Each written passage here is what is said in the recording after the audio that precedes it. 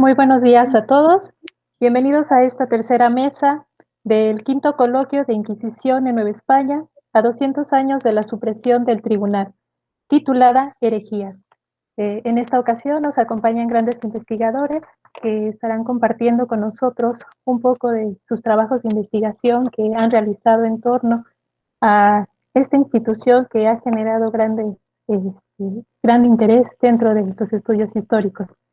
Vamos a iniciar esta mesa con la participación de la doctora Lucía Elena Costigan. Ella es doctora en lenguas hispánicas y literatura por la Universidad de Pittsburgh. Sus investigaciones versan en torno a la Inquisición moderna en la península ibérica y en la colonia española y portuguesa de América. Acusaciones de herejía contra extranjeros, principalmente portugueses de origen judío, la situación enfrentada por letrados portugueses judíos que vivieron en Brasil y en los virreinatos de la Nueva España y el Perú, entre 1580 y 1640, durante la unión de las coronas de Castilla y Portugal. Una de sus publicaciones es Crítica y Descolonización, el sujeto colonial en la cultura latinoamericana, editada con Beatriz González Esteban. En esta ocasión nos presenta su ponencia titulada Los motivos políticos religiosos que resultaron del gran auto de fe de la Ciudad de México en 1649. Bueno, pues le cedemos la palabra, doctora. Gracias. Bien, entonces yo voy a hablar sobre el proyecto porque no, como está en inglés, y naturalmente este proyecto ha resultado de mis investigaciones sobre letrados de origen, realmente letrados de origen portuguesa, que vinieron al Nuevo Mundo, algunos a Brasil, al Perú y a Nueva España durante el periodo de la anexación, ¿no?, de la corona portuguesa a la corona española. Y naturalmente fue una oportunidad para que muchos cristianos nuevos de Portugal y que también de España vinieran para emigrar al Nuevo Mundo, ¿no? Entonces, este libro que yo tengo sobre, que sería los aspectos de las cárceles de la Inquisición en Nueva España y en Portugal, que sirvieran como las paredes de la Inquisición, sirvieran para una comunicación entre cristianos nuevos que se quedaban en estas cárceles y también para que los inquisidores observaran estos huecos de las paredes para poder como incriminar a estos realmente estas víctimas, ¿no?, de la Inquisición. Bien, entonces este libro que ha sido publicado hace un par de años está en este momento siendo traducido al español y va a ser publicado por la Universidad de Puebla. Entonces espero que salga pronto. Ya era para estar, por ejemplo, en la prensa, pero con todo el problema del virus no ha sido posible, ¿no? Entonces, mi trabajo que ha resultado de este libro se centra particularmente en el periodo de la década de 1640 hasta finales 1649, durante, que sabemos, una persecución muy intensa de cristianos nuevos de origen portuguesa en la Nueva España. Entonces, he empezado, porque no soy historiadora, pero empecé a buscar motivos de esta intensificación de persecución de cristianos nuevos en la Nueva España principalmente los portugueses, porque en este momento ser portugués en el Nuevo Mundo y también en Europa era sinónimo de judío, ¿no? Entonces, empecé esta investigación que ha resultado en una beca que yo he recibido de la Fulbright para pasar 6 meses en Nueva España, en México, trabajando sobre este tema, ¿no? Entonces, lo que he encontrado, y naturalmente me gustaría seguir este diálogo con ustedes cuando tenga la oportunidad, porque voy a ir por la pandemia, era para estar en México en este momento, pero postergaron ¿no? la beca para en los primeros 6 meses del año que viene. Entonces, espero estar ahí con ustedes, principalmente en Puebla. Entonces, el tema de este nuevo proyecto es justo descubrir o buscar una aclaración para esta persecución durante esta década, ¿no? Del 1640 hasta el 1649, con la gran, los autos de fe que resultaron en la muerte de muchos de los portugueses de origen judío. Entonces, descubrí que uno de los motivos de esta persecución debe ser al hecho de que con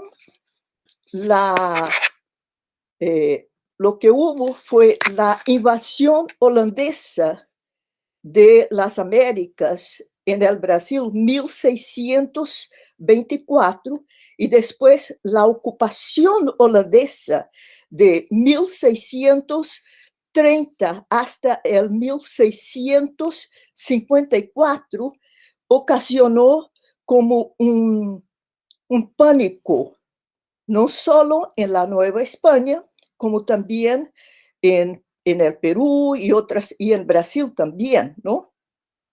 Entonces, lo que he descubierto, y es una hipótesis, es que una vez que en 1640, como resultado de una política española que los portugueses veían como negativa a Portugal, porque con la invasión holandesa, muchos de los territorios portugueses se habían perdido, no solo en las Américas, pero en África también. La ruta marítima que antes era de los portugueses realmente pasó a los holandeses.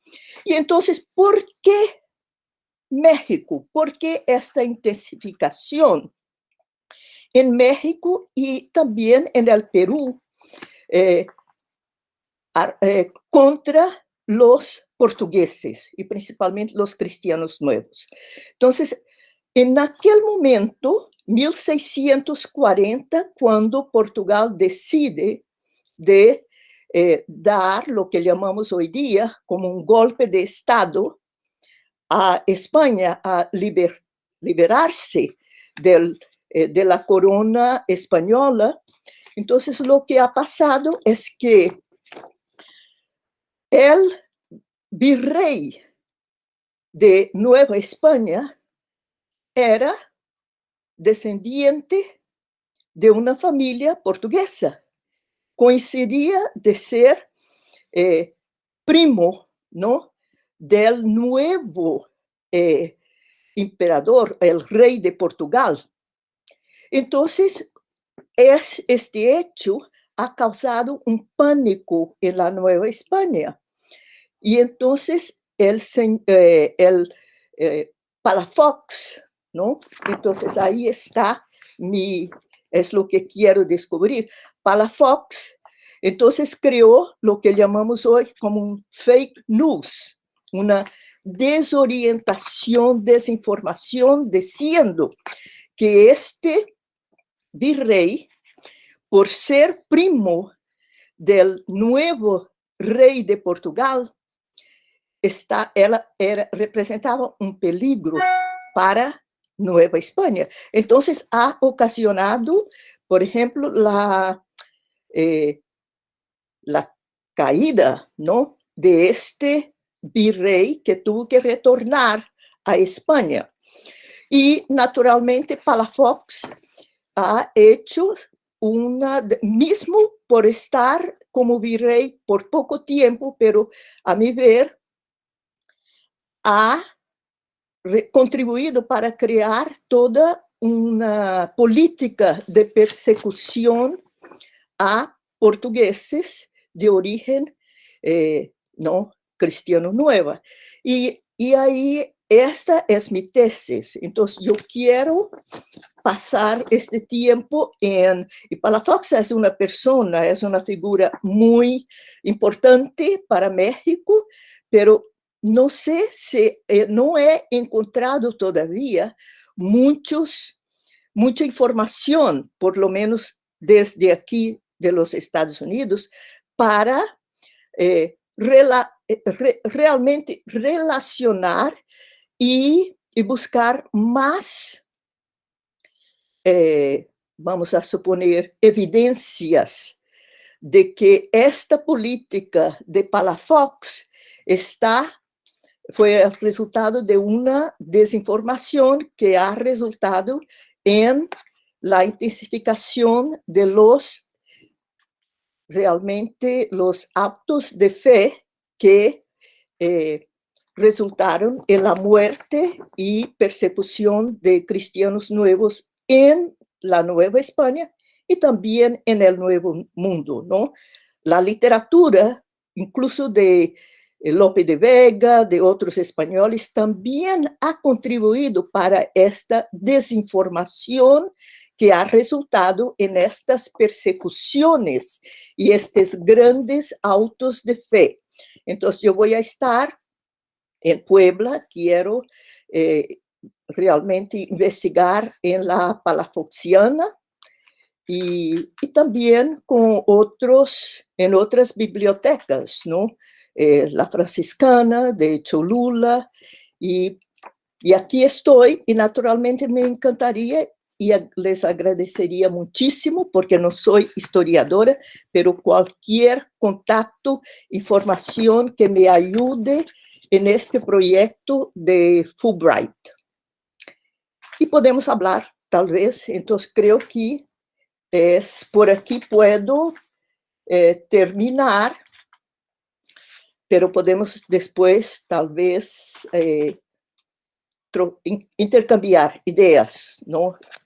Entonces, les agradezco muchísimo y creo que por ahora es solo. Agradecemos a la doctora Costigan por su participación y ahora vamos a darle la palabra a Silvia Amuy Suto, que ella es doctora en letras por la UNAM, es docente de la Universidad Iberoamericana desde 1997 y en la UNAM desde el 2007.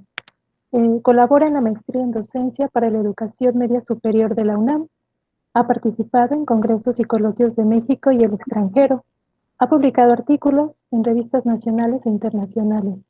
Es autora de libros y artículos en revistas nacionales e internacionales. Organiza y preside el Seminario de Investigación Interdisciplinario sobre Arte en la UIA. Es presidenta del Comité Académico del Centro de Investigación y Documentación Judío de México. Es vicepresidenta de la Asociación Mexicana de Estudios en Estética. Obtuvo el reconocimiento al mérito universitario en el 2019 por la sobresaliente trayectoria profesional en la UIA. Es acreedora de la medalla Ernesto Meneses Morales de la UIA del 2020 y es miembro del Sistema Nacional de Investigadores. En esta mañana nos presenta su ponencia titulada El Dios Otro. Así que le cedemos la palabra, doctora. Muchísimas gracias. Antes que nada, pues agradezco a los organizadores, a Erlinda Ruiz, la verdad, muchísimas gracias por pensar en mí. Y bueno, un comentario antes de empezar la lectura de mi ponencia es justamente dirigida a la doctora Costignan.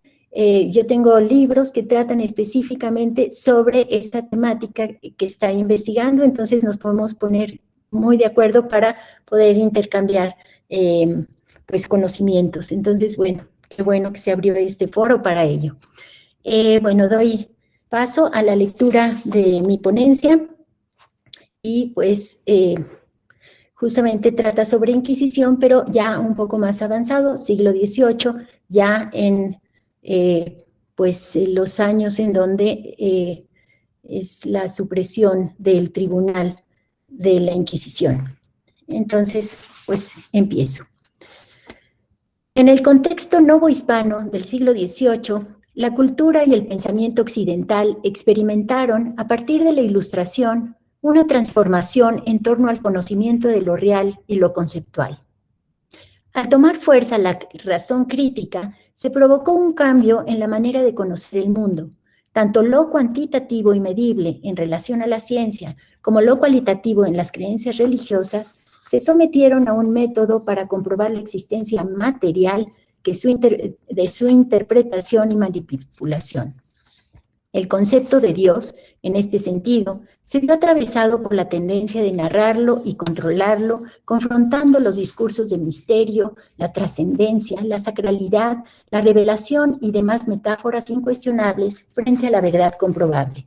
La física newtoniana trascendió en las colonias, incorporándose en las conciencias novohispanas, pero con tintes propios, dando impulso a las ideas de la Ilustración. Así, se motivaron dos estructuras de pensamiento científico, la razón y la naturaleza, ambas mediadas por las matemáticas. Spinoza menciona que, y cito, los avances teóricos de la física, como la teoría gravitacional de Newton, penetraron en los países católicos. De la razón depende la ciencia y la filosofía. Su método para el estudio de la naturaleza es el análisis, la comprobación y el establecimiento de axiomas. Cierro cita. En este contexto de cambio, Rafael Gil Rodríguez era un reo acusado de herejía por el Tribunal del Santo Oficio. Enfrentaba a los inquisidores objetando los fundamentos dogmáticos, basando sus argumentos en referentes literales expresados en los textos sagrados. Aludía a fechas históricas, a personajes reales o a espacios concretos para acreditar las escrituras bíblicas desde los parámetros racionales. Aún así, no dejaba de lado la perspectiva mítica, pues creía en el Dios de los ejércitos y en el Mesías que llegaría a salvarlo de la tiranía de los inquisidores. De esta manera, el objetivo de este trabajo es mostrar cómo, bajo el método científico, Gil Rodríguez concebía la ley de Moisés, ya de por sí prohibida en el contexto cristiano, como un concepto inteligente y experiencial. Tanto su trayectoria intelectual en torno a la fe como la censura y el rechazo social por su herencia mosaica lo orillaron a idear un sistema de religión basado tanto en la Biblia como en los evangelios. Paradójicamente, quería comprobar la veracidad de las leyes y la existencia de Dios a partir de los dos constructos en conflicto, el judaísmo y el cristianismo. De esta manera, el otro, refiriéndose a Cristo, se integraba a los paradigmas mosaicos en una lógica fundamentada. Con esta estrategia inclusiva, Gil Rodríguez creía que podía salvarse de sus verdugos. Sin embargo, como era de esperarse, a la luz de los inquisidores, su propuesta resultó herética, insensata y descabellada. Rafael Crisanto Mariano Gil Rodríguez pertenecía a una familia criolla bien arraigada en la sociedad colonial, que poseía algunas propiedades y haciendas. Gil Rodríguez nació por accidente, como él mismo refiere, el 25 de octubre de 1750 en la ciudad de Santiago, Guatemala. La madre de Rafael se llamaba Margarita Medina Valderas, quien engendró 6 hijos. Rafael afirmaba en sus declaraciones que había sido bautizado y educado bajo la ley de Cristo sin referencia alguna de judíos, herejes ni libertinos. Estuvo viviendo en el pueblo de Izalco hasta la edad de 7 u 8 años. Cuando su familia se trasladó al pueblo de Santana, en donde aprendió a leer y escribir. Según los testimonios, el inglés don Mariano Gordon había sido maestro del reo. Lo había enseñado a leer siendo pequeño y se decía que había sido castigado por la Inquisición. Podemos inferir que este fue el primer contacto con ideas subversivas, probablemente sobre judaísmo o sobre filósofos prohibidos. Fue su primera influencia con corrientes racionalistas y naturalistas propias de autores de la Ilustración.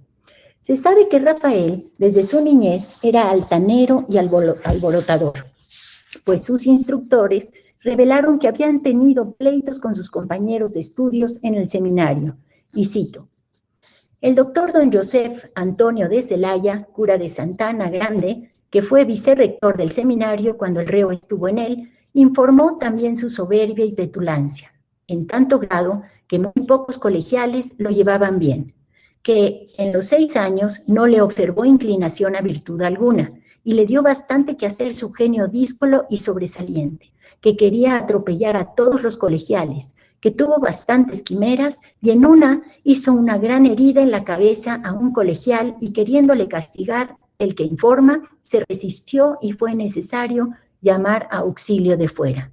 Cierro cita. Desde los 10 años, a Gil Rodríguez se le despertó el interés por la lectura y la educación, interpretando las obras de ciencia y caballería que circulaban por las bibliotecas. Criticaba a las autoridades de la Iglesia por no reprender las transgresiones de sus representantes y cuestionaba los dogmas de la fe que comparaba con otras religiones. En su adolescencia, durante 1762, recibió las órdenes menores cuando vivía en el palacio del arzobispado de Pedro Cortés y Laraz.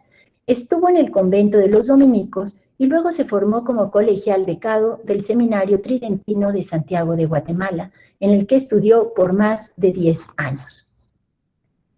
Los terremotos de 1773 obligaron a Gil Rodríguez a refugiarse en casa de una viuda hasta que regresó a la muerte de sus padres a la hacienda de su infancia en Aguascalientes, a 5 leguas de Santana, para cuidar sus bienes.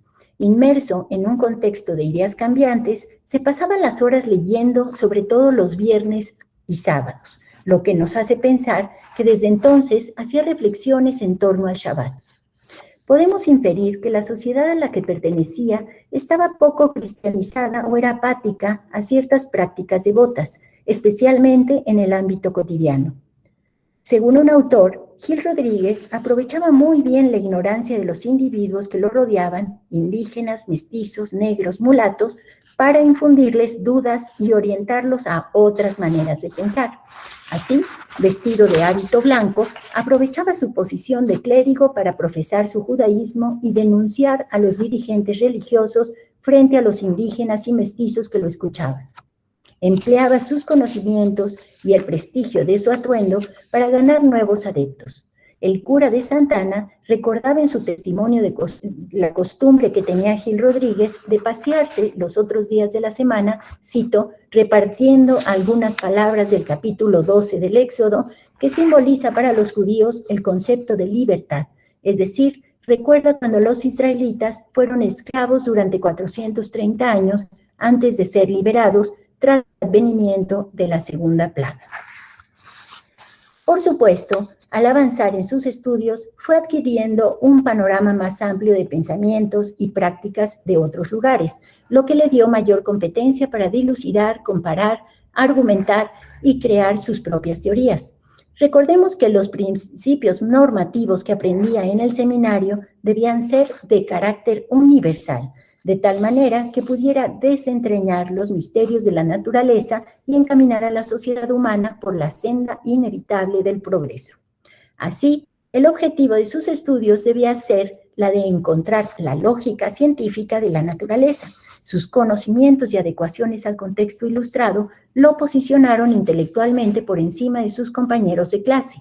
Fray José Sagarraga, al referirse a Gil Rodríguez, declaró años más tarde que el reo, cito, hizo una dilatada relación de su nacimiento, crianza y carrera literaria, de sus sobresalientes talentos en su niñez y que en el día se conceptuaba superior a cuantos pudiera haber en el orbe literario, que desde sus primeros años empezó a buscar entre sus contemporáneos a ver si acaso hallaba en algunos las cualidades que él buscaba, y que jamás pudo hallarlo, sin embargo de haber estudiado con cerca de 1000 compañeros, y que ni aún después lo había podido conseguir, que entre los hombres literatos que ha comunicado, que ninguno le ha dado una razón que le haga fuerza. Cierro cita.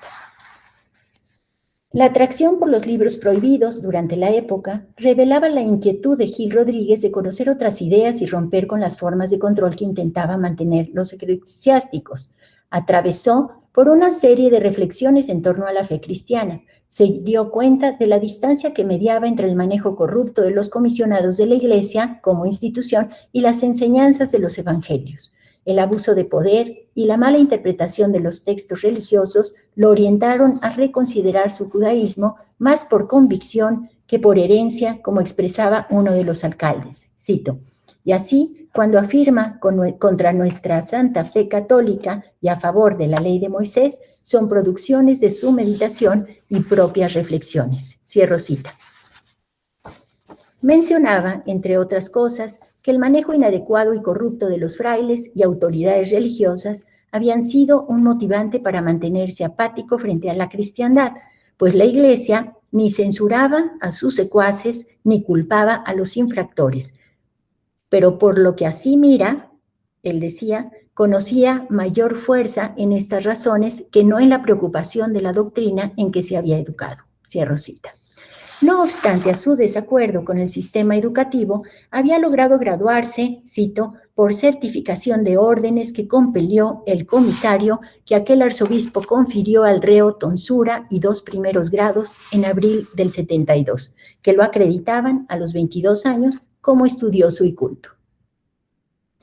Ahora bien, el conocimiento de ambas religiones, su altivez y su carácter rebelde motivaron enemistades por parte de los curas de su pueblo natal, que se vieron amenazados por las críticas y confrontaciones del joven. Los hermanos Zelaya, José Antonio, que adoctrinaba en la parroquia de Santana, y Julián, cura de Taxis, eran quienes confabulaban en su contra cualquier ocasión que se presentara. Así, en sus discursos públicos, lo acusaban de judaizar, a lo que Gil Rodríguez respondía con insultos y denuncias sobre los malos manejos de ellos. Evidenciaba, por ejemplo, la apropiación ilegal del dinero de las multas impuestas a los feligreses y el abuso de poder. Se apropiaban, por ejemplo, del dinero destinado a las mujeres deshonradas, hecho que enfatizaba el coraje y la aversión de Gil contra la religión cristiana y sus representantes. La tensión entre los curas del pueblo y Gil Rodríguez estaba cada vez más aguda. Hay testimonios que mencionan que, cito, el cura Zelaya recibió múltiples testigos que aseguraron que él no comía marrano, ni alimentos que incluyeran manteca de cerdo entre sus ingredientes. En lo que se refiere al pollo, lo suspendía para que se vaciara toda la sangre del animal, pues la Biblia prohíbe explícitamente el consumo de sangre. Cierro cita. Es pertinente reflexionar en torno a los valores en conflicto que mostraba Rafael, ya que dentro de los imaginarios culturales que caracterizaban a los criollos, estaban considerados en un mismo estereotipo tanto la apariencia, la blancura, por supuesto, como el honor, la posición social o la superioridad frente al otro. Debido a la imprudencia y osadía de mostrarse públicamente declarando convicciones religiosas e ideas desafiantes, Rafael Gil fue denunciado y encarcelado en 1782, a los 32 años de edad, por órdenes del coronel Joseph Navas. La causa era, cito, por haberse negado a que sus trabajadores fueran enrolados en las milicias en tiempos de guerra. Esto le valió algunos meses de prisión, lo que tal vez hizo que su resentimiento frente al sistema colonial se incrementara. Cierro cita. La inculpación agregaba que, siendo religioso cristiano, no había cumplido adecuadamente con la Iglesia. La contradicción que percibía Gil Rodríguez era pensarse prisionero cuando él representaba un modelo de superioridad por ser criollo y pensante.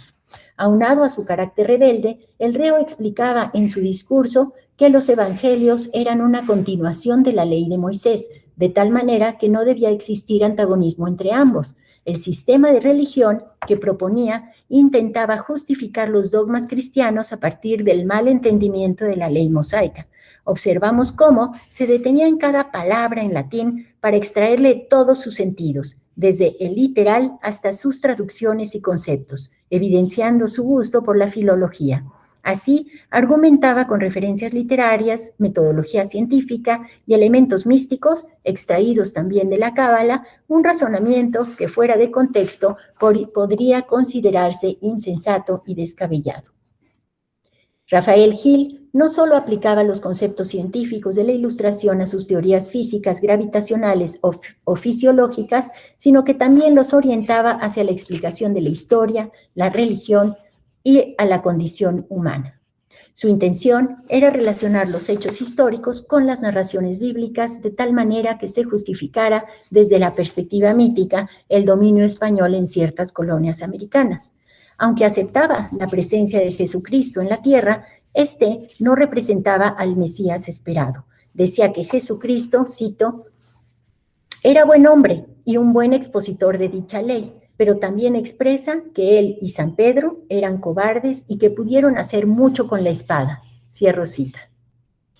En su sistema de religión intentaba integrar y no separar las religiones. Acudía para ello a frases pronunciadas por el mismo Cristo, como qui in me creditit aet facit et mejora faciet, que quiere decir, quien creerá en mí hará estas cosas y aún cosas más grandes. Cierro cita. De tal manera que no podía culparlo por contradecir los preceptos de la Iglesia. Él utilizaba muchísimo el latín que intercalaba en sus discursos. Su posición implicaba el rechazo a las formas autoritarias jerárquicas y al aparato inquisitorial, mas no en contra de la presencia o enseñanzas de Cristo y de los valores que transmitía. La justificación de respetar Shabbat o el año sabático, por ejemplo, el reo la defendía mediante proposiciones, imagínense, de San Jerónimo. Y cito, el pueblo de las gentes o la Iglesia Católica debe observar el sabalismo, esto es, el año sabático, que es uno de los 7 años en que deben no cultivar las tierras por ser en beneficio del universo, en favor del jornalero y en favor del jumento. Y el día sábado, por la misma razón, cuya proposición fundó con San Jerónimo en el capítulo 7 del Eclesiástico sobre aquel, las palabras mite panem tum super traseuntes aquas, y la autoridad de este santo doctor se copió referida por dicho don Rafael. Cierro cita.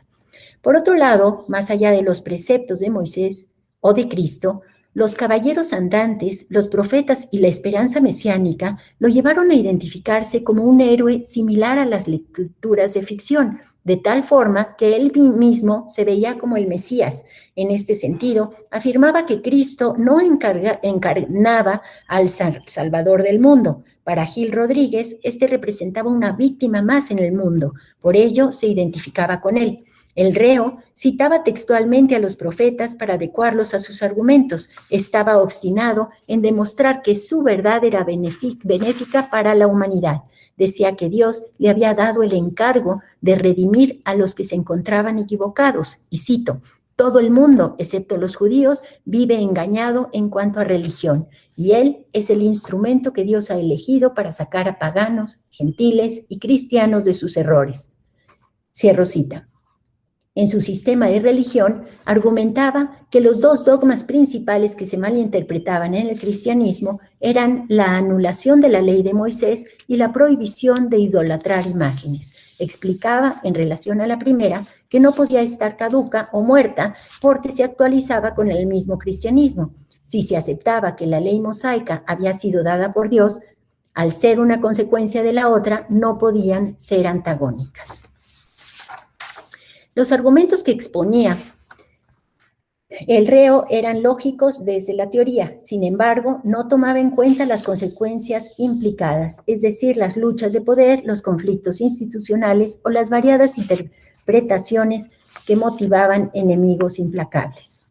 Gil Rodríguez realizaba cálculos matemáticos para fijar el momento en el que el Mesías uniría a las 2 religiones. Así, afirmaba que iba a ser en el año de 1794. en su sistema de religión, se infería el futuro de un mundo de paz y de justicia. A manera de conclusión, nos damos cuenta que Gil Rodríguez fue producto de la inestabilidad de la época en que la Inquisición estaba en vías de extinción, pero quería mantener lo que le restaba de poder. Envuelto entre los conflictos del Tribunal del Santo Oficio, el reo se encontró con una iglesia que se resistía a adoptar las nuevas tendencias, tanto políticas como científicas. Los conceptos que defendió Gil a lo largo de su existencia fueron motivo de odio por parte de las autoridades que, sin calcular los alcances de su venganza, afectaron su destino. Hay testimonios que expresan que al desmantelarse el aparato inquisitorial, fue reclutado en el Hospital Conventual de San Hipólito. Es pertinente expresar que en 1813 era el único reo detenido en las cárceles secretas. Como guatemalteco, debía haber sido puesto a disposición de la jurisdicción de su diócesis. Sin embargo, se argumentaba que estaba demente o falto de juicio. No hay certeza de su devenir, pues hay varias versiones de su acaecer. Lo cierto es que los documentos que dan testimonio de su futuro desaparecen junto con la misma Inquisición, que paradójicamente daba cuenta de su existir. Muchas gracias. Muchas gracias, doctora Hamoud, por su participación. Y, pues bueno, vamos a continuar con nuestro tercer participante de esta mesa de trabajo. Él es Óscar Hernández Santiago, es doctor en Historia por la UNAM, ha sido becario del Instituto Europeo para la Historia del Derecho Europeo en Frankfurt, Alemania, ha realizado estancias de investigación en Florencia, Italia y en Madrid, España, realizó una estancia postdoctoral en el Instituto de Investigaciones Bibliográficas de la UNAM, donde realizó una investigación sobre los libros e impresos jurídicos en la Nueva España entre los siglos XVI y XVIII. Sus principales líneas de investigación son el derecho indiano y la historia constitucional. En esta ocasión nos va a presentar su ponencia, los libros jurídicos y su supresión en la Nueva España. Le cedemos la palabra, doctor. Hola, ¿qué tal? Muy buenos días a todos. Muchas gracias por la presentación. Antes que nada, deseo agradecer a la doctora Erlinda Ruiz Martínez, a los profesores que me acompañan en esta mesa y al Instituto de Investigaciones Históricas de la Universidad Michoacana por la realización de este foro académico, realizado en unas condiciones muy contrarias a las que originalmente se habían planeado. Bueno, el presente texto, como ya bien lo habían adelantado, forma parte de una investigación mayor sobre la circulación de libros e impresos jurídicos en la Nueva España. Desgraciadamente, gran parte de esta investigación ha quedado trunca ante el cierre de la Biblioteca Nacional, en donde realizo gran parte de mi investigación. Sin embargo, espero que estas breves líneas puedan servir para marcar el derrotero a seguir una vez que las condiciones vuelvan a ser las adecuadas. Comienzo. Regularmente, cuando se piensa en la censura de libros en la monarquía católica, la primera idea en venir a la mente es la de una literatura clandestina, en su mayor parte de autoría anónima, conformada por obras que atacaban desde la herejía a las dos grandes columnas del orden, el rey y la iglesia. En realidad, el fenómeno era mucho más complejo e incluía una gran cantidad de libros, papeles y libelos de todas las temáticas. En este punto, debe acotarse que la censura no debe ser percibida como un fenómeno exclusivo de la monarquía católica, sino que esta actividad puede ser hallada en diversas geografías y temporalidades, sin importar el régimen político de la autoridad que lo impone. Robert Darnton ha señalado al respecto que la censura está en todas partes. De esta manera, en las siguientes líneas presento un esbozo de la censura a la que fueron sometidos algunos autores del siglo XVI y XVII, como Mateo Besenbeck, Hugo Donelus y Arnold Dominius, quienes fueron bastante leídos y glosados durante esa época, pero cuya adscripción al Mos Gallicus, que pretendía una renovación en el estudio de la jurisprudencia, basado sobre todo en el análisis filológico e histórico de los textos, nos acercaba en demasía a los autores de la Reforma Protestante, al mismo tiempo que los distanciaba del aún vigoroso canon del Mos Gallicus tardío que dominaba el dilatado territorio hispano. Los antecedentes de la censura de libros deben ser ubicados a finales del siglo XV, principalmente respecto a temas que abordaban los dogmas religiosos o que negaban la superioridad del poder temporal de la Iglesia. En España, es posible rastrear estos precedentes incluso en el siglo XIII, aunque no sería sino hasta el reinado de los reyes católicos cuando estas interdicciones lograron ser consolidadas. Así, las formas por las cuales era ejercido el mecanismo de la censura eran diversas y podían realizarse mediante edictos especiales y la difusión de índices y catálogos, visitas a librerías y bibliotecas públicas y privadas, control en las fronteras e inspección a los navíos que llegaban a los puertos, el otorgamiento de licencias para transportar libros y para leerlos como otra fórmula de control, y, evidentemente, la responsabilidad de notificar la posesión ilegal de estas obras. Sin embargo, aún con esta aparente imagen de rigidez de la norma, fueron varias las obras que lograron escapar este control. Regularmente, se ha pretendido entender este hecho desde la lógica binaria de cumplimiento y incumplimiento de la normatividad. Pero la mayor parte de estas investigaciones pasan por alto que este ordenamiento jurídico tenía como principales características su flexibilidad y casuismo. Además, como bien afirma Laura Beck, en esa época no existía un concepto similar al principio de legalidad, que exigiera a las autoridades y súbditos un cumplimiento irrestricto de la normatividad, el cual estaba además condicionado por las distintas variables temporales y geográficas, dificultades que en no pocas ocasiones fueron salvadas por el conocido aforismo medieval: se obedece pero no se cumple.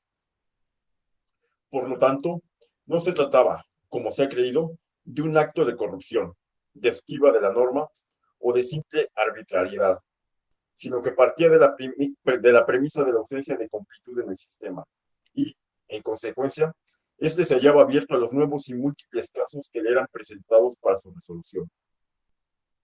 Así, los aparentes momentos de tensión en la praxis forense eran conciliados por medio de la dissimulatio, la aequitas o las conciliaciones.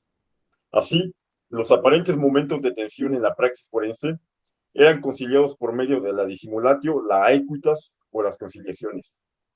En síntesis, este ordenamiento permitía que algunos libros de contenido dudoso pudieran ser leídos, bajo autorización por clérigos y laicos, atendiendo siempre a ese carácter casuístico. En la Nueva España, la censura libresca inició desde fechas muy tempranas, habiéndole sido encomendada totalmente a la Inquisición hasta 1571, un momento especialmente complejo por ser las décadas de la Reforma Protestante, por la cual la mayoría de sus esfuerzos iniciales irían dirigidos a la extirpación de sus lecturas. Son bastante conocidas las reformas de índole teológica que el protestantismo procuró. Sin embargo, en una época como aquella, en la que la teología y la jurisprudencia se nutrían mutuamente y aún no alcanzaban su autonomía propia, fue fácil que los autores protestantes terminaran por elaborar una teoría jurídica propia.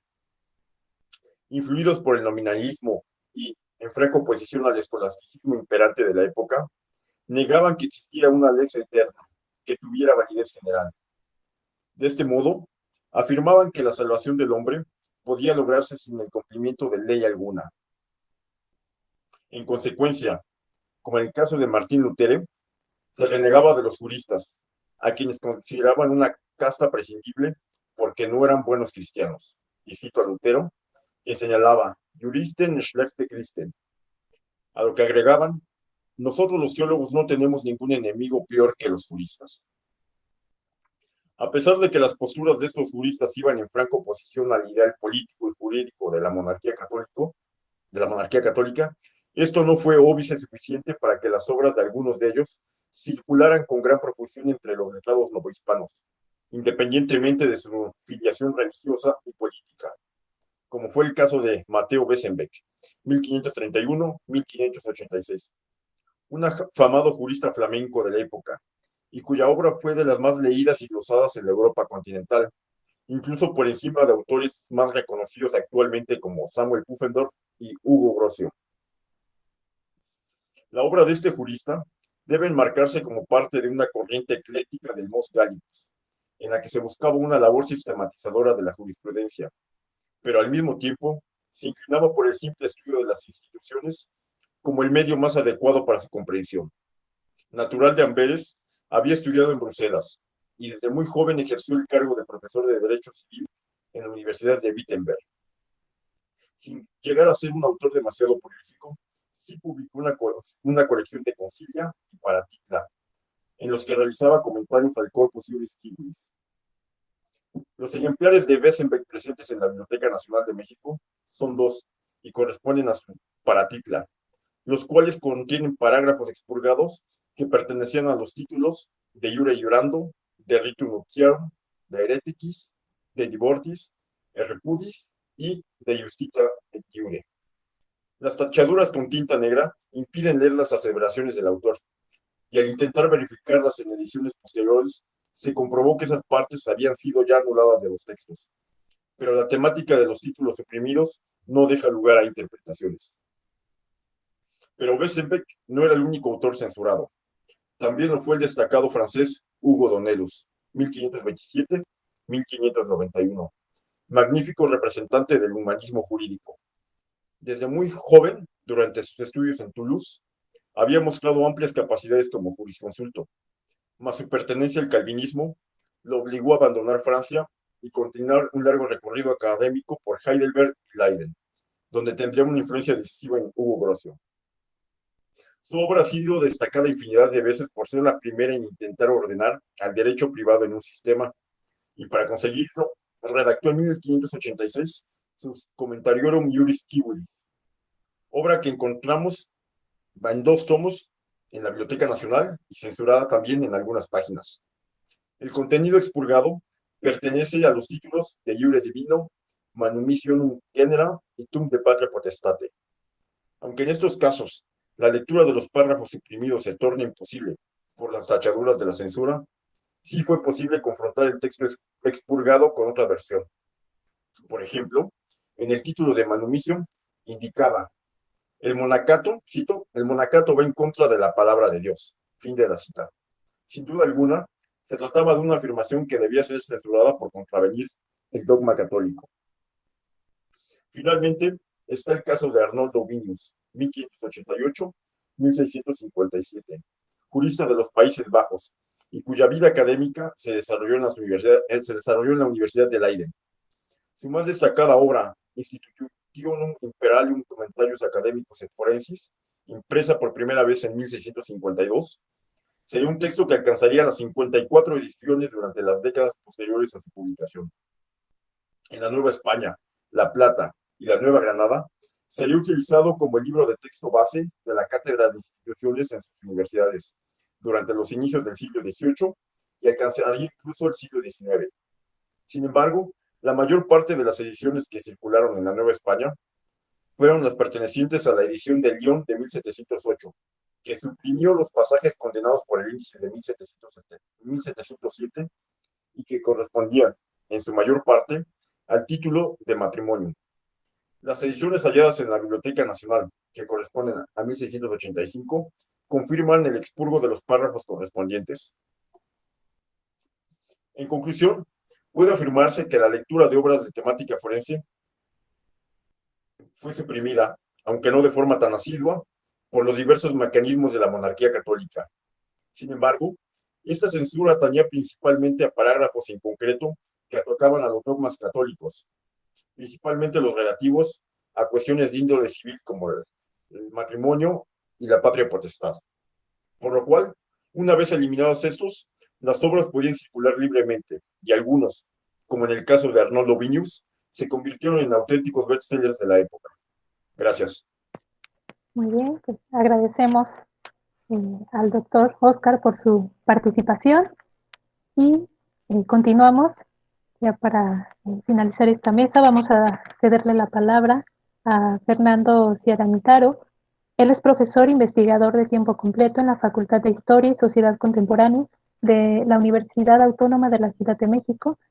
Es miembro del Sistema Nacional de Investigadores y profesor visitante en la Universidad de Palermo, en Italia.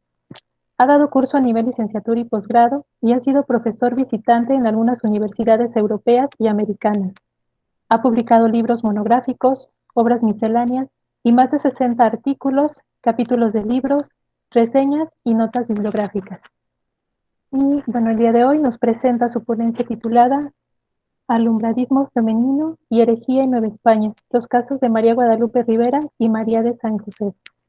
Le cedemos la palabra, doctor. Muchas gracias. Y buen día a todos ustedes otra vez. Yo también me sumo a las gracias que han dado los colegas de esta mesa, a la Universidad Michoacana de San Nicolás de Hidalgo, por su esfuerzo y sobre todo a la doctora Linda Ruiz por la capacidad de organizar este importante evento. Pues la mesa es de herejía y después de haber escuchado eh, importantes intervenciones acerca de dos pilares de la herejía en el mundo católico, de las monarquías hispánicas, o sea, el criptojudaísmo y las palabras prohibidas, el texto prohibido, la persecución libresca. Yo me centro en otra forma que, como recordaba Millar Carvacho, de herejía en el mundo católico hispánico, y no solo hispánico, el alumbradismo, que sin duda alguna, si es en términos cuantitativo menos importante de las anteriores herejías, en términos cualitativos sí nos permite perfilar biografía de sujetos heterodoxos que conformaron de todas formas el complejo universo de las creencias en la monarquía católica.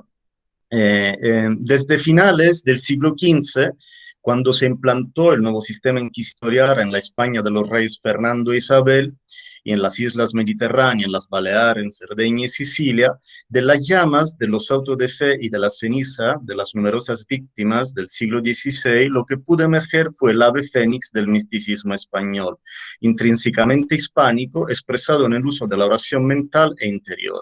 El particular estado de gracia que el misticismo indicaba podía ser alcanzado gracias a las sabias y ortodoxas directrices trazadas, por ejemplo, por Santa Teresa, por Luis de Molina o por San Juan de la Cruz, pero también había espacio para las menos sabias contemplaciones de los iluministas, alumbrados o ilusos. El misticismo, esa es como una introducción a mi trabajo, que se centra en algunos casos de alumbradismo femenino no hispano. Yo estoy tratando diferentes casos. Aquí, como solo tenemos 20 minutos de tiempo, me centraré tal vez en el más rico y jugoso que tengo. Decía, el misticismo es aquella actitud religiosa que pone en primer lugar la relación directa entre el creyente y Dios. Tal relación no se manifiesta a través de prácticas de culto o actos religiosos exteriores, sino que se realiza solo por medio de la contemplación divina. Para realizar el perfecto anillo de conjunción entre el ser humano y Dios, pero también por no anular la individualidad espiritual del alma, es necesaria la intervención de la gracia divina. La devoción moderna fue el único movimiento espiritual que gozó de gran apoyo en España, siendo tolerada, algunas veces estimulada, incluso por las altas jerarquías inquisitoriales. Esta corriente bajo medieval de profundización y despertar espiritual, que tuvo origen en las provincias brabantesas, no se difundió únicamente en la península ibérica, sino que todos los países de la Europa occidental fueron influenciados. En Italia, en particular, fue uno de los centros de máxima difusión, como demuestran las investigaciones de Stefania Pastore, por ejemplo. Era la imitación de Cristo la vía principal para alcanzar la intimidad con Dios. La primera corriente mística, riesgo de heterodoxia en el orden temporal, contemporánea a la herejía luterana, que acaba, por ejemplo, de comentar el colega Oscar Hernández, la única realmente autóctona, intrínseca a la Castilla moderna, fue la de los iluministas, alumbrados o ilusos, que no elaboraron, sin embargo, una auténtica doctrina de la virtud como el luteranismo, y proclamaron el ministerio sacerdotal contrario a la enseñanza de Cristo. Se oponían así al instituto matrimonial que precisamente tenía como elemento constitutivo el acto carnal, pero el perfecto alumbrado, el perfecto místico, le estaba permitido cualquier tipo de deseo libidinoso. Este fue como el mito erótico, ¿no?, de la secta, y es muy interesante. Además, afirmaban que la mejor manera para entender la libertad consistía en renunciar a determinados ritos y comportamientos católicos, como la oración en los lugares sagrados, el culto a las imágenes, los ayunos y todos los mecanismos de responsabilidad y conducta que se exigían por los mandamientos. Por supuesto, las creencias de estos místicos se difundieron por toda España y de allí pasaron a las Indias. Quiero citar una corta frase de Henry Kamen porque me parece como muy clara acerca de qué es el alumbradismo. Por cuanto el alumbradismo demostró de ser una degeneración del verdadero misticismo, en particular en sus últimas fases, a veces se parecía tan exactamente a este que llegaba a desorientar a las autoridades tanto como a los particulares. Aquí termina la cita. La Inquisición española en la península ibérica, en las islas mediterráneas, en las Canarias, en los virreinatos americanos, vigiló, persiguió y eliminó a los alumbrados más extremistas. La Inquisición fue un verdadero instrumento de poder, ¿no?, en el complejo universo de los instrumentos políticos, religiosos de la maquinaria del Estado, ¿no?, de la monarquía o de la corona. La fuente que trabajo, como sabemos, el Archivo General de la Nación de México es un maravilloso repositorio, pero también se encuentran algunos casos, en particular el caso de María Guadalupe Rivera, surge de una documentación, un expediente que está en el Archivo Histórico Nacional de España, en el Fondo de Inquisición, y no he encontrado, ¿no?, pues hasta ahora referencias en la documentación de la AGN. Este trabajo se inserta en la línea ya trazada por la historiografía hispanoamericana. Entonces quiero recordar René Millar Carvacho, Antonio Rubial, por supuesto Adriana Rodríguez, que ha trabajado mucho el tema para la Nueva España, Isabel Lagárriga, Ania González, Adolfo Reyes, entre otros. María Guadalupe Rivera nació aproximadamente en 1711 en San Pedro Tolimán, en Querétaro, en el Virreinato de Nueva España, en donde vivió 17 años, junto a sus padres que eran españoles. Entonces ella es una criolla. Se casó con Juan Francisco de Cortiguera y se fue a vivir a un pueblo llamado San Francisco Tolimanejo, en donde demoró cerca de un año. Tras la muerte de su marido, vivió en la ciudad de Querétaro hasta que la mandó a llamar el Santo Oficio. Ella fue acusada de ilusa por sus diferentes visiones y sus creencias. El caso es muy largo, no en términos de documentación, pero sí por el periodo que se analiza, porque se desarrolla entre 1741 y 1777. Y pues son los años citados en el expediente inquisitorial. Tras la acusación hecha hacia María Guadalupe por el padre Francisco Mariano Ledesma de la Orden de San Francisco, presentada ante el comisario de la ciudad de Querétaro en febrero de 1765, como para cualquier proceso, fue necesario reunir evidencias. Las pruebas presentadas ante el juez fueron las siguientes. María Guadalupe, desde el año 1740, aseguró tener varias visiones sobre imagen de nuestro Señor Jesucristo y la Virgen, y que a pesar de todos sus intentos por alejar de sí dichas efigies y apariciones, estas brotaban frente a ellas, provocando que ella misma sintiera su presencia, aun cuando, cerrando sus ojos, se daba cuenta sensorialmente de su presencia, ella no lograba, pues, como alejarlas, ¿no?, de sí misma. Ella aseguró que desde cuando llegó a vivir en el pueblo de San Pedro, no contaba con un padre espiritual, es decir, no tenía un sacerdote estable, fijo como su confesor, porque ella no creía necesario confesarse, ya que ella misma hacía sus propias penitencias, sus propios sacrificios, ¿no? Ese es un primer síntoma de las creencias de esta mujer novohispana que no creía en la intermediación necesaria, según las leyes del catolicismo, del cura confesor. María Guadalupe aseguró a los jueces del tribunal que tiempo después de las primeras apariciones acudió a visitar a diferentes padres, hasta cuando finalmente llegó con un tal Fray Francisco Villanueva, otro testigo presente la documentación inquisitorial, para comunicarle, narrarle sobre las visiones que tenía. Este sacerdote simplemente le dijo que no hacía de no hacer caso a dichas visiones. Lo mismo expresaron diferentes confesores con los cuales ella había hablado. O sea, había recibido las mismas respuestas. María Guadalupe también aseguró que había platicado con una prima suya llamada Beatriz Vega, otro testigo del expediente, sobre lo que le pasaba acerca de estas apariciones, su manera de rezar, pero sin contarle que Dios le había revelado ciertos misterios. María Guadalupe testificó que en el periodo de 3 años, desde que comenzó a ver dichas imágenes y visiones, estas iban en aumento a tal grado que Dios le dijo que todo estaba en él, tanto lo bueno como lo malo, y en cualquier criatura.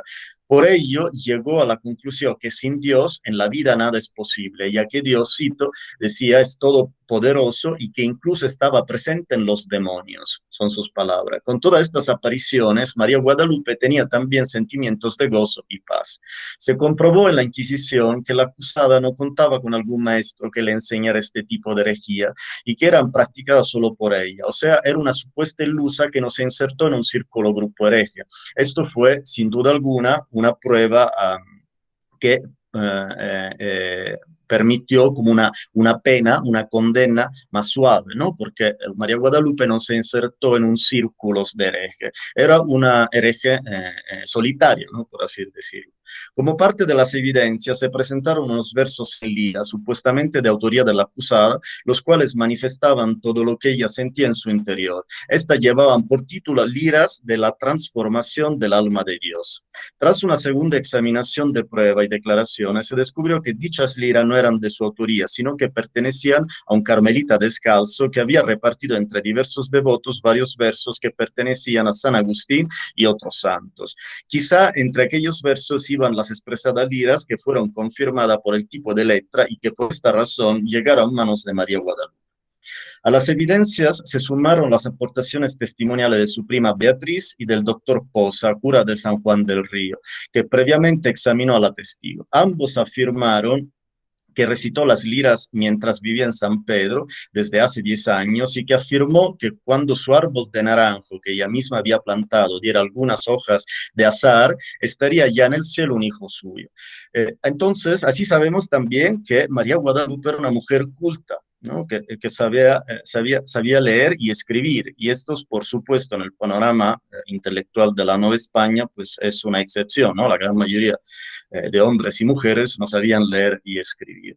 Entonces, un dato yo creo interesante. Asimismo, se presentó al Santo Oficio un clérigo presbítero y penitenciario de la Congregación de Nuestra Señora de Guadalupe, nombrado Juan Manuel de Vera, quien afirmó en 1769 llegó María Guadalupe Rivera vestida con el hábito de San Agustín, con la finalidad de ser examinada para ver si era capaz de recibir la comunión, pues tenía ya 8 años sin recibirla, ya que sus padres confesores se la habían negado. El eclesiástico Vera la envió de nueva cuenta con su padre confesor, después de que ella le declarara que no necesitaba la comunión, pues aseguraba que no era obligatorio, ya que Dios estaba con ella y con todas las criaturas desde su comienzo.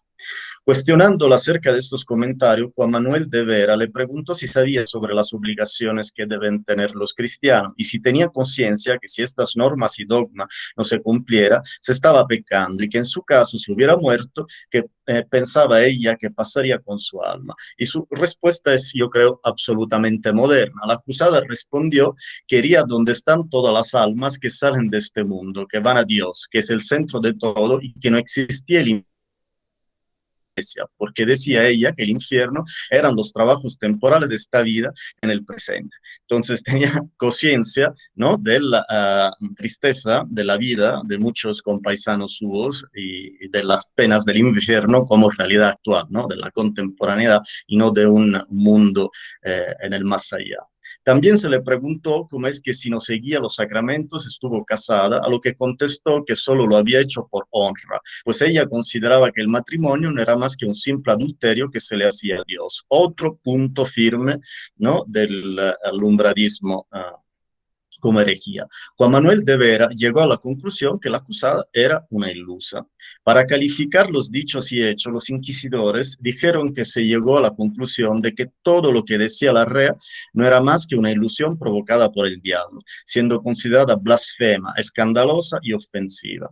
Y el 4 de junio de 1768 fue puesta clamosa, o sea, se abrió el proceso acusatorio, se ordenó su encarcelación y todos sus bienes fueron confiscados. María Guadalupe pasó inmediatamente a la cárcel secreta y ya en mayo se había decidido de recaudar más información acerca de todas aquellas personas que habían tenido contacto directo con ella.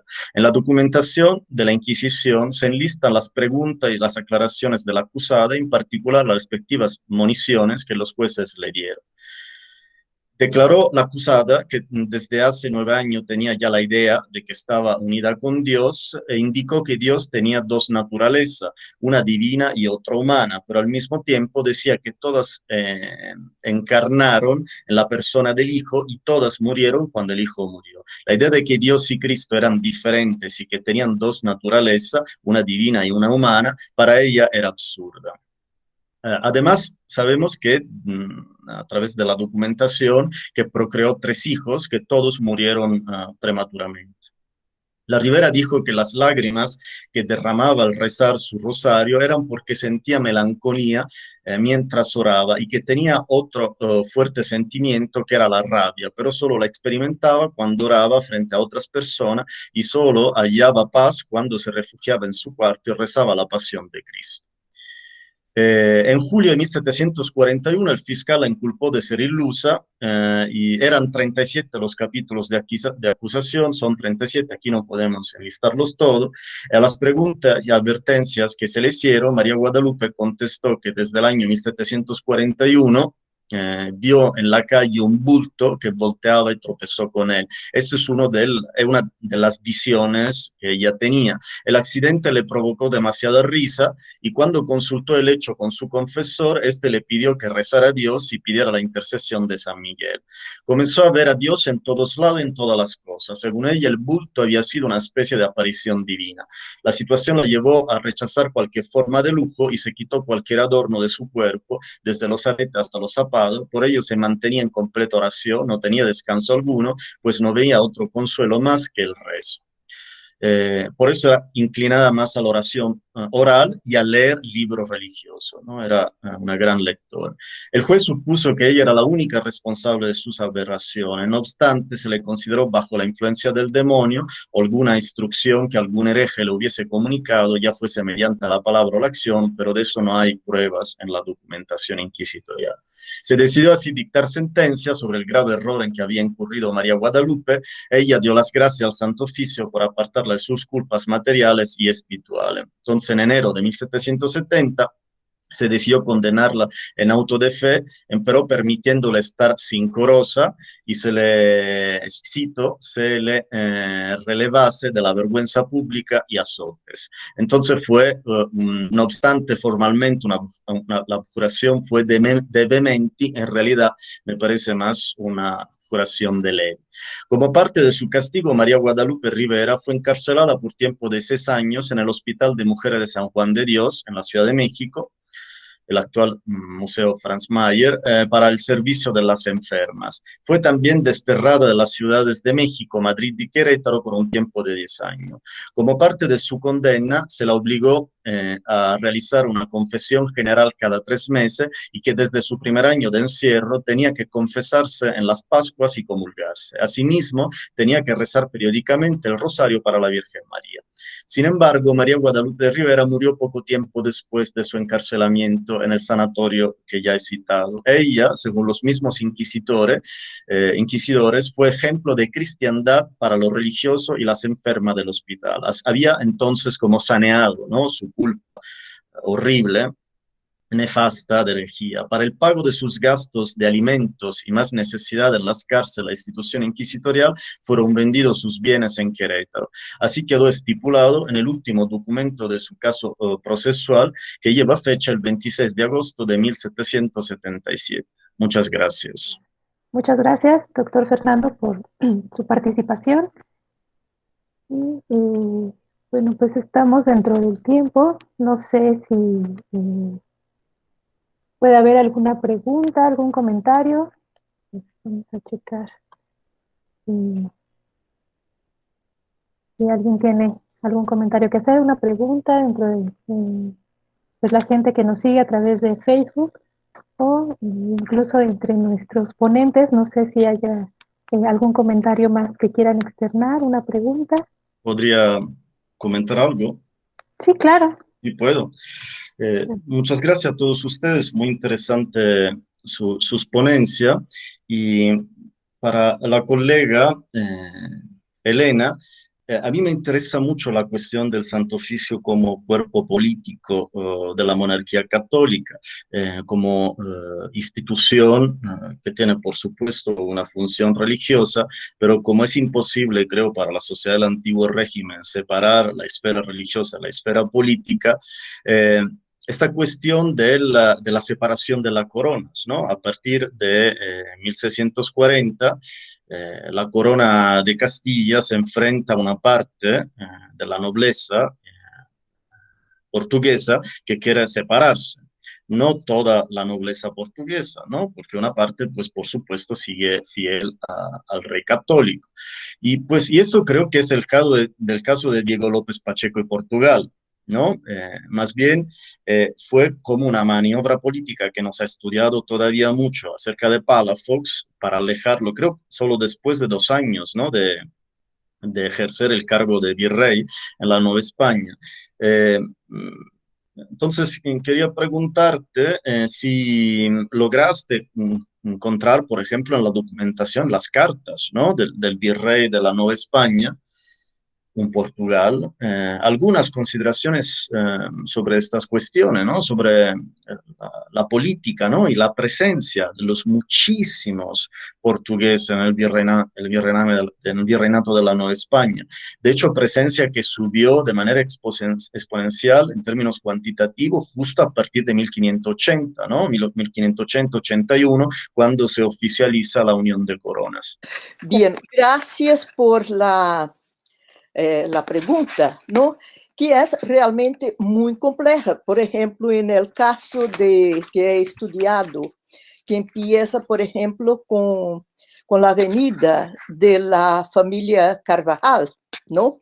Que también es bastante complejo. ¿Cómo logramos tener a estos criptojudíos ahí en la Nueva España, ¿no? Y todavía lo que estoy intentando hacer con esta Fulbright es justo investigar estos aspectos políticos, porque dada la situación entre España y Portugal, todavía hay muchísimos documentos que no están, tal vez por este hecho un poco, vamos a llamar, traumático para España y para Portugal también. Entonces, muchos de estos eventos no están todavía documentados, ¿no? Además de la pugna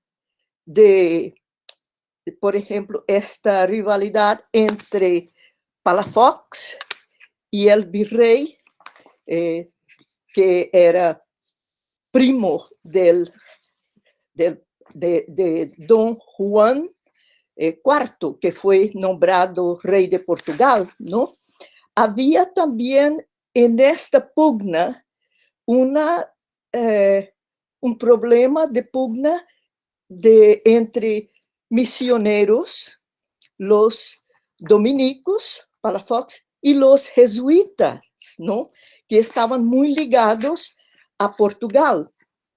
Entonces, toda esa documentación yo creo que está toda, en el caso del virrey, no he encontrado todavía documentos para identificar esta, vamos a llamar, esta desinformación, ¿no?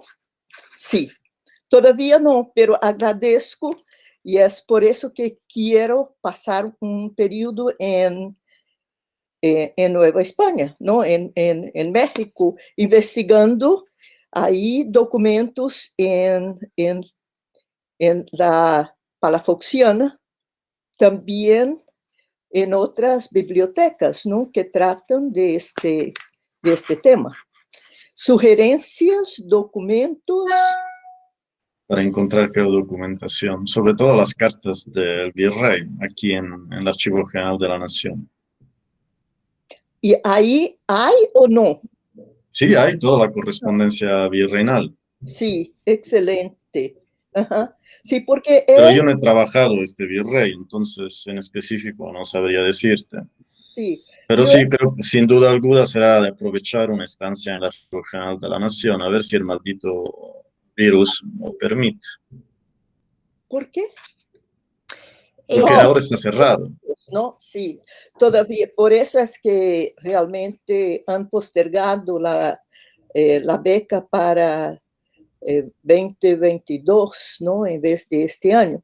He investigado, trabajado, por ejemplo, en Portugal y también en España, pero he trabajado más la política de Felipe II y del virrey, por ejemplo, que estaba en Portugal, el duque Don Alberto, ¿no? El sobrino de Felipe II, que ocupó el puesto de inquisidor en Portugal después que Felipe II retornó a España. Y entonces, por ejemplo, el Tribunal de la Inquisición no, en India, en Goa, pero en el Brasil no tuvimos un tribunal del Santo Oficio, ¿no? Y hay también explicaciones históricas no preguntas, ¿por qué no tuvimos? Y tiene que ver con el problema en las Provincias Unidas. Entonces, está muy mezclado hechos históricos y, no, y los casos que yo he estudiado entre Brasil y Nueva España fueron justo Luis de Carvajal, Bento Teixeira en el Brasil, que fueron víctimas de la Inquisición a finales del 16, ¿no? Y los dos fueron muertos resultado de la Inquisición. Bento Teixeira en Portugal, porque era Lisboa. Y tenemos también como otros cristianos nuevos que produjeron libros o textos que salieron, fueron publicados, ¿no? Por ejemplo, tenemos los diálogos de las grandezas de Brasil, que acaba de ser publicado por la Universidad de Salamanca. Entonces, y son muy interesantes los hechos que tenemos ahí, porque también están relacionados con diálogos de otros criptojudíos en las Indias, no las Indias aquí, pero Goa, ¿no? Entonces, hay mucho por estudiar, porque generalmente el hecho es que a veces miramos al pasado, pero desde una perspectiva muy compartimentalizada, casi de naciones, México y tal. Y entonces yo creo que hace falta una visión mucho más comparativa, ¿no? Y la documentación es muy importante en este sentido, porque está muy dispersa. Helen, yo quería comentar en relación a las distintas épocas que han atravesado las posturas inquisitoriales. No es lo mismo cuando vino, por ejemplo, Luis de Carvajal a la Nueva España, que cuando se dio lo que se le llama la gran complicidad, que fue en la década de 1640. Pienso que las posturas de la Inquisición atraviesan por varios conflictos, por varias juegos de poder, por supuesto, por los mismos conflictos de las órdenes religiosas que están en puga todo el tiempo, en pugna. Entonces creo que sí podríamos más que nada ubicar casos concretos para poder llegar a entender situaciones, ¿no? Entonces, sí, por ejemplo, quiero mencionar el caso de la Ribera, que, bueno, por cierto, tengo un libro donde trata sobre la problemática de Palafox también en la Nueva España, que, bueno, podríamos comentarlo si es que te interesa. Sí, realmente acá la posición de la Inquisición fue muy, muy distinta porque además justamente de que hubo un interés particular de los inquisidores, vieron en el grupo colectivo de los judío-conversos una mina de oro, es decir, confiscaban sus bienes y se aprovechaban, por supuesto, de todas sus posiciones económicas y sociales que tenían. Entonces se fue generando toda una red de delaciones que finalmente devinieron en la destrucción casi por completo de la pseudocomunidad que estaba en Nueva España. Todo esto lo trato yo en el libro que menciono. Y por otro lado, toda esta cuestión de Palafox, creo que es todo un personaje que sí está documentado aquí en México. Hay infinidad de referencias bibliográficas. Era un hombre un poco extraño porque incluso tenía todas estas alucinaciones. Digo, él apoyaba justo todas estas visiones sobrenaturales y bueno, eso lo aplicaba en su propia política. Entonces creo que sí hay mucho que investigar, por supuesto, siempre hay más información de la que hay, siempre hay más que investigar de lo que hay, entonces pues sí, lo interesante acá es que concretemos, por ejemplo, en esta época de la gran complicidad, la toma de Pernambuco en Brasil fue un detonador para que Palafox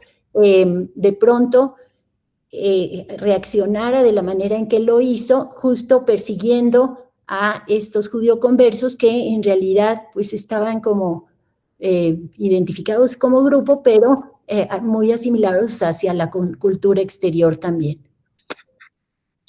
Es verdad, porque lo mismo ha pasado, por ejemplo, con los conversos o cristianos nuevos en el Perú, ¿no? Entonces, realmente que están muy conectados. Y también la persecución de cristianos nuevos en el nordeste de Brasil. Entonces, realmente, donde tuvimos la primera sinagoga del Nuevo Mundo, ¿no? Entonces, me gustaría estar, por favor, si ustedes, me gustaría estar ubicada con ustedes y principalmente con el email a través para que podamos seguir el diálogo, ¿no? Sí, por favor. Y realmente he aprendido muchísimo. He leído, por ejemplo, he visto, por ejemplo, en algunas de las presentaciones, las ideas de Stuart Schwartz en su obra All Can Be Saved y todo y otros más, ¿no? Que Cada uno en su fe, sí. Sí, ¿no? Sí. Vaya sin clase. Uh-huh. Entonces me gustaría tener la dirección de email de ustedes, por favor, me encantaría. Con mucho gusto. Igualmente la tuya. Sí, gracias. Sí, doctor. ¿Puedo? Yo también tengo una pregunta para Silvia. Yo he leído, me acuerdo, un ensayo tuyo creo de hace 10 años, el libro que coordinaron Doris Bienco de Peralta y Antonio Rubial, donde tú trabajabas otro aspecto, ¿no?, de la identidad de los judaizantes de la Nueva España, o sea, la circuncisión, ¿no? Creo que se dice así en español. Y mientras que ahora en tu ponencia estás viendo otra faceta, ¿no? La faceta más intelectual, ¿no? De la identidad, la escritura, las creencias, podríamos decir, ¿no? Una figura retórica, el dogma del cripto judío en la Nueva España. Creo que se bloqueó la imagen, pero espero que me esté escuchando, Silvia. Entonces, te quería preguntar cómo se podrían, pues, fusionar estas dos realidades, ¿no? Los signos externos, ¿no?, de la circuncisión y los signos externos, ¿no?, de las creencias, ¿no? Que de todas formas son dos realidades que conforman una identidad específica.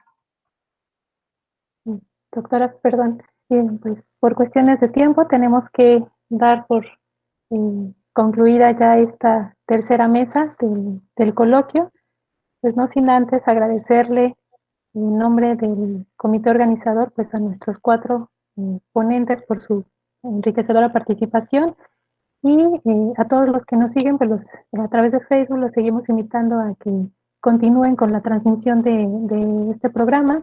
En punto de las 12 del mediodía iniciará la mesa 4 que lleva por título Sexualidad y costumbres relajadas. ¿Sí? Igual sí llegaron un par de preguntas para el doctor Fernando, pero bueno, en tiempo no se las podemos, no las podemos ya transmitir, pero se las haremos llegar para que a ver si puede responderlas a las personas que preguntan. ¿Sí? Bueno, pues muchas gracias y hasta pronto.